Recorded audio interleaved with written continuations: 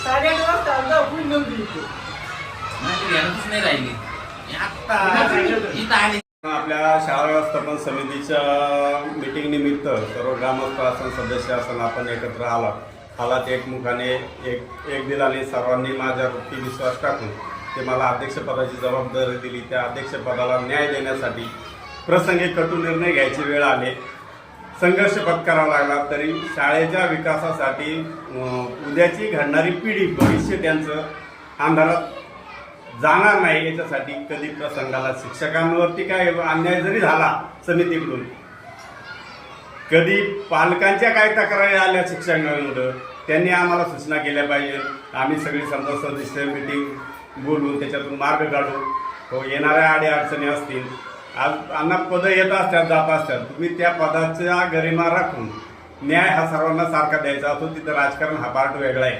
राजकारण आपल्याला करायला त्या ठराविक 4-8 दिवसापुरतं करायचं, इतर वेळेस आपण समाजकारण केलं पाहिजे. आणि ती समाजकारण करण्यासाठी मला जी एक संधी आज दिली परत एकदा गावाने, त्या संधीचं पूर्णपणे सोनं करीन एवढीच मी अपेक्षा करून थांबतो.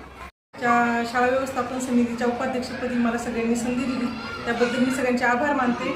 आणि अध्यक्षपदी भरत गोरे यांची निवड केली, त्यांचं खूप खूप अभिनंदन.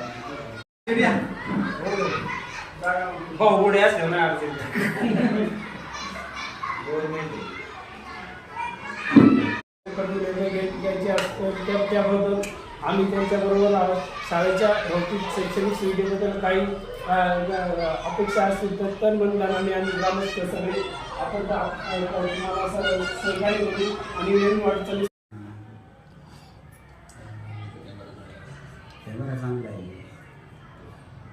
पद किती लागणार कॅमेरा चांगलं लागणार पार पाडा. चला आभार माणसाला बरं शेट 1 मिनिटात आभार आहे करा. नाही लगेच टाकायची बातमी आपल्याला. समितीचे